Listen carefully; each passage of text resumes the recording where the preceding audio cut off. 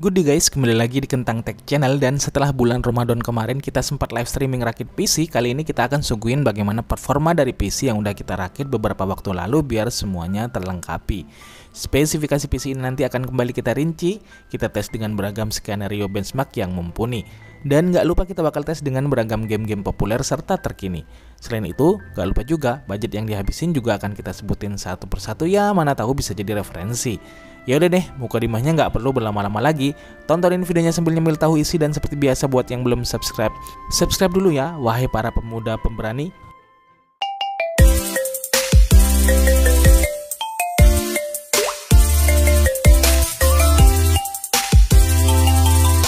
Oke, pertama karena PC-nya udah kita rakit, kita rinci lagi sekilas buat kalian spesifikasi yang dipakai kali ini. Seperti yang kalian tahu, ini prosesornya ditenagai prosesor ajib nan mumpuni, yakni Intel Core i7 12700K. Prosesor Intel Alder Lake generasi 12 ini punya kelebihan daripada prosesor Intel generasi sebelum-sebelumnya. Bahkan bisa dibilang jauh lebih baik. Selain dia punya 8 core dan 16 thread untuk performance core, dia juga punya yang namanya efficient core dengan 4 core dan 4 thread. Nah, performance core ini akan bekerja penuh saat PC memang membutuhkan kinerja yang maksimal. Namun saat PC dalam kondisi idle atau hanya perlu menggunakan tenaganya untuk aktivitas-aktivitas yang ringan, maka efficient core dengan 4 core dan 4 threadnya saja yang bekerja. Hal ini menjadikan prosesor ini menjadi jauh lebih irit daya dan lebih efisien pemakaiannya. Ini juga berpengaruh pada clock prosesor ini. Pada kondisi efisien core, dia punya base hanya sebesar 2,7 GHz dan maksimum clocknya mencapai 3,8 GHz. Sedangkan pada saat menggunakan performance core, base clocknya sebesar 3,2 GHz dan maksimum boostnya bisa mencapai 4,9 GHz.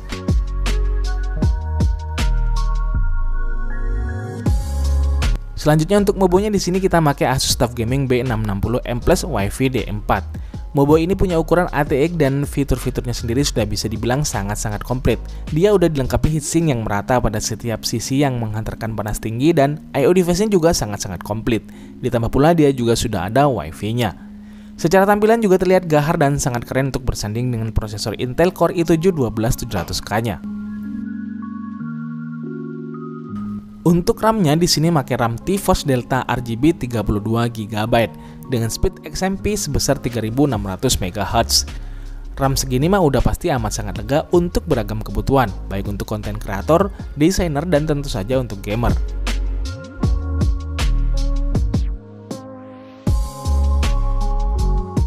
Untuk storage-nya di sini PC ini dipakein SSD M.2 NVMe T-Force TUF Gaming Alliance Cardia Z440 dengan besar 1 TB.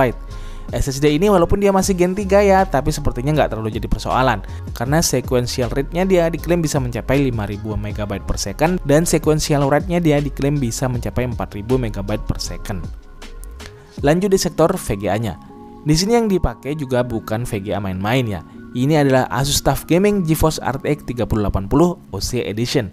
Sepertinya VGA ini sampai detik ini juga masih salah satu VGA impian para gamer. VGA ini punya spesifikasi dasar 10 GB GDDR6 320 bit. Ditambah dengan CUDA core sebesar 8704 serta memory speed sebesar 19 GB per second. Pastinya ini VGA udah sangat-sangat memadai untuk kebutuhan editing dan rendering, apalagi tentu saja gaming. Power supply-nya di sini PC-nya awalnya dipasangin Asus TUF Gaming juga, yakni TUF Gaming 650W yang udah bersertifikasi 80+. Di sini jujur untuk PSU-nya buat saya sangat meragukan. Bukan kualitas PSU-nya ya, tapi besar dayanya. Harusnya sih dengan prosesor 12700K nggak masalah, tapi dengan VGA RTX 3080 mestinya kita butuh PSU yang lebih besar, paling nggak 750W, atau kalau mau main aman itu sekitar 850W. Terus untuk coolernya di sini PC-nya dipasangin cooler Asus TUF Gaming juga, yakni Liquid Cooler LC240 ARGB. Kemudian untuk casingnya ini PC dikasih Asus TUF Gaming GT301. Walaupun kita sempat ada kendala dengan casing ini saat mau masangin liquid coolernya, yang akhirnya bisa kita akalin dengan naruh posisi radiatornya di bagian samping depan. Nah, buat kalian yang belum sempat lihat proses perakitannya, kalian bisa lihat video live streaming kita, yang linknya udah kita taruh di deskripsi video ini.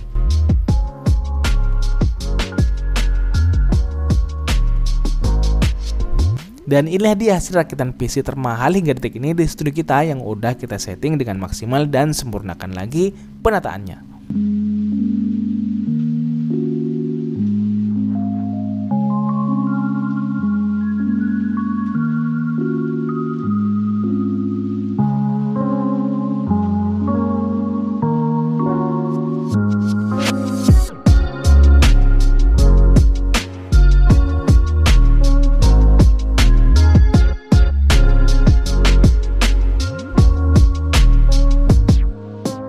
Sekarang saatnya kita kulik berapa sih habisnya ngerakit PC dengan spesifikasi seperti ini. Berikut rincian harganya per video ini dibuat dengan harga rata-rata di marketplace. Nah, untuk PSU-nya kita ganti dengan merek lain yang lebih gede wattnya ya. Karena di sini kita pakai dari FSP ya, kita sertakan sesuai dengan yang kita pakai. Karena kita benar-benar pengen ngejaga supaya spare part-nya benar-benar aman saat dipakai nanti.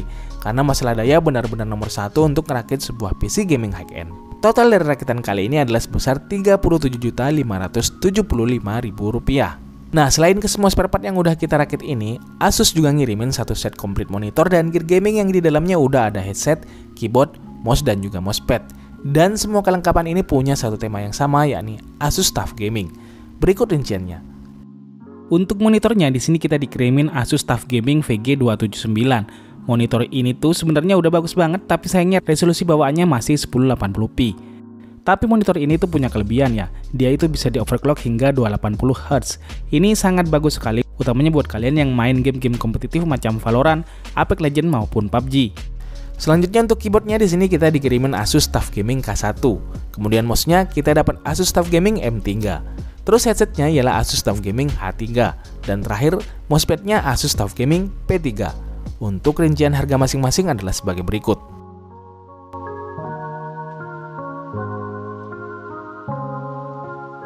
Jadi kalau mau di total keseluruhan rakitan PC ditambah dengan monitor dan gear gaming lengkap sebesar Rp43.971.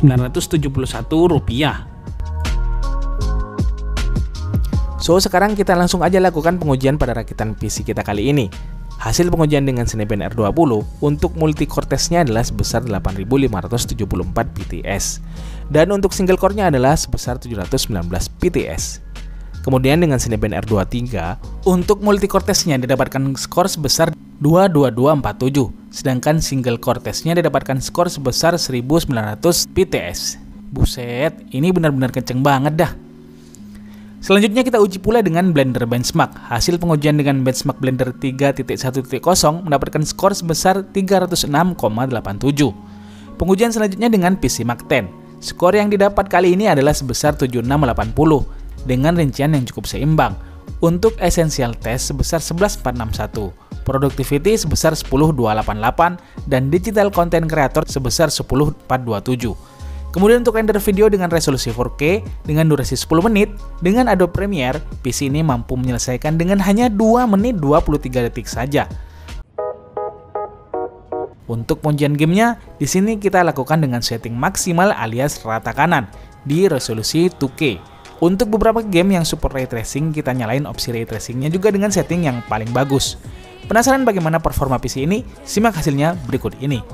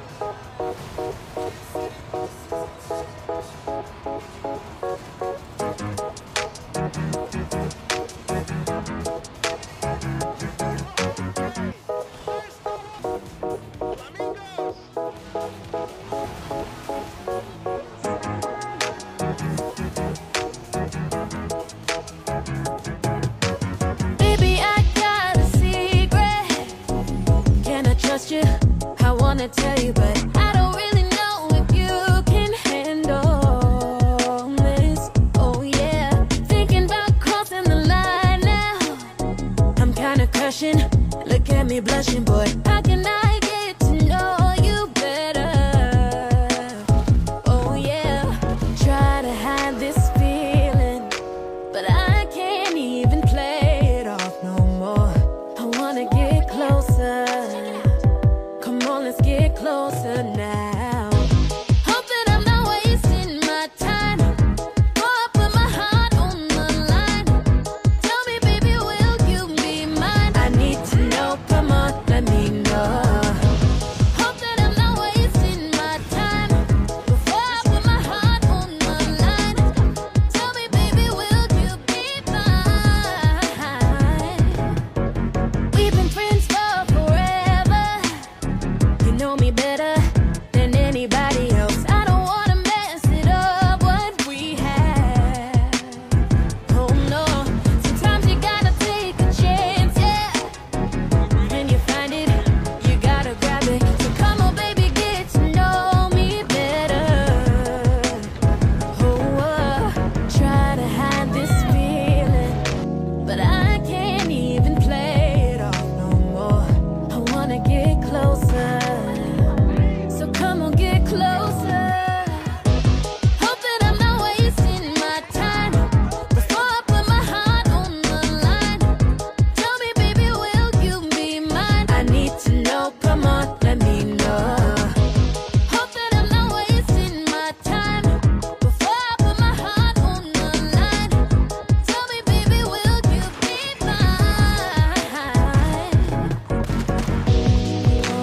Try to hide my feelings, but I can't even play no more. I wanna get closer. Come on, let's get closer. Hope that I'm not wasting my time. Before I put my heart on the line. Tell me, baby, will you be mine? I need to know, come on, let me know. Hope that I'm not wasting my time. Before I put my heart on the line. Tell me, baby, will you be mine?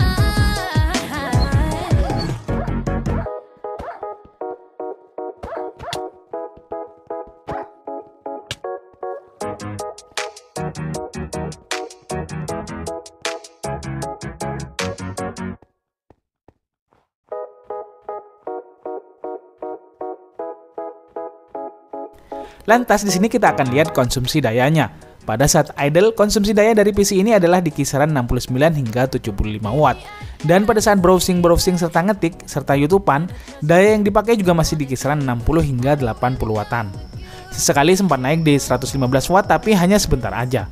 Sedangkan saat main game, konsumsi dayanya adalah di kisaran 135 hingga 215 watt tergantung dari kondisi saat game dimainin. Kemudian saat rendering full load, konsumsi dayanya ada di kisaran 320 watt. Di sini bisa kita lihat kalau sebenarnya penggunaan daya dari PC ini memang bisa dibilang masih sangat sesuai dengan kegunaan serta kebutuhannya. Dengan kecepatan dan kestabilan performa yang sedemikian rupa, konsumsi dayanya juga masih di kisaran yang relatif stabil dan masuk akal. Tapi jujur sejujur-jujurnya, untuk masalah kecepatannya PC ini benar-benar kenceng pakai banget nget-nget. Apalagi untuk produktivitas konten kreator dan desain grafis, terbukti PC ini mampu melibas semuanya dengan sangat baik dan maksimal. Mungkin, kalau kalian ingin ngerakit PC serupa tapi nggak terlalu banyak prefer untuk main game, kalian bisa turunin VGA-nya ke yang lebih murah, bisa ke RTX 3060 atau yang setaranya. Dengan catatan, kalian lebih banyak gunain PC tersebut untuk kebutuhan produktivitas. Ini sangat layak karena memang seperti yang tadi udah kita ulas, prosesor Intel Core i7 12700K ini punya sistem core yang unik dengan performance core saat dibutuhkan untuk kerja berat dan efisien core saat hanya untuk aktivitas yang ringan-ringan. Dengan demikian, konsumsi dayanya jadi jauh lebih irit dan irit lagi. So, demikianlah hasil review dan benchmark lengkap PC rakitan dari Intel dan Asus dengan budget di kisaran 40 jutaan full set kali ini. Mudah-mudahan bermanfaat dan kalian suka. Terima kasih udah nontonin video ini sampai habis. See you in the next video. Adios dan jangan lupa semangat setiap hari ya.